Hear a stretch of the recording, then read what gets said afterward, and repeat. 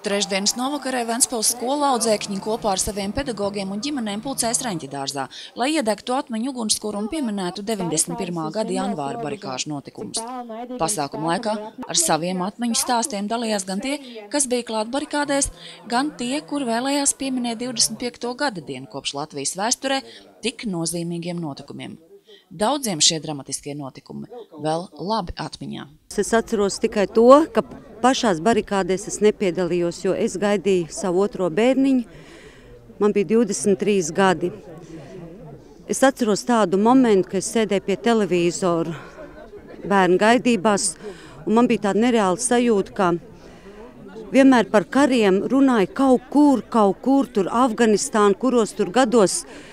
Un tad man bija nereāla sajūta, ka tas ir tepat Rīgā. Tā mums liekas liels attālums, bet tā Rīga ir tepat. Un man nevis bija astars acīs. Es sēdēju uz dīvānu, un to momentu es atceros, ka es saķēru uz galvu. Es pilnīgi līgojos, un es domāju, kas notiek, un ritīgi raudāju. Tās ir tāds vienīgās spilgtās atmiņas, ko es atceros, ka man bija nereāla sajūta vēl.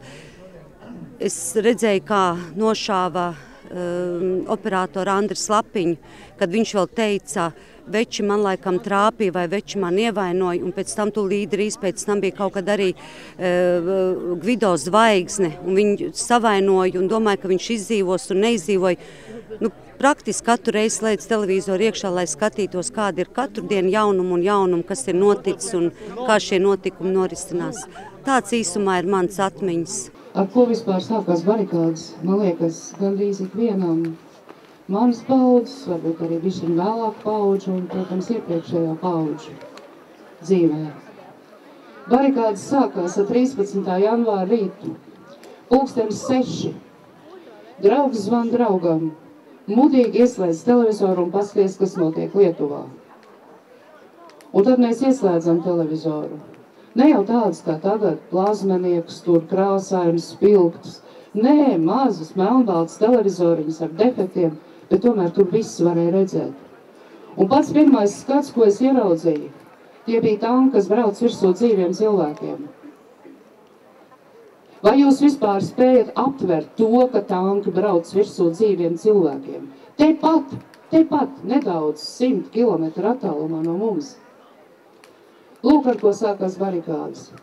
Un tajā brīdī neviens nedomāja ne par vienotību, ne par cerību, ne par tur kaut ko tik augstu piepaceltu. Nē. Pirmā doma bija tāda, tas nedrīkst notikt, mums kaut kas ir jādara. Ventspilnieces vēsturniece un rakstniece Laimrode Cēle cer, ka jaunā paudze nekad neaizmirstīs tos, kas toreiz drosmīgi piedalījās barikādēs.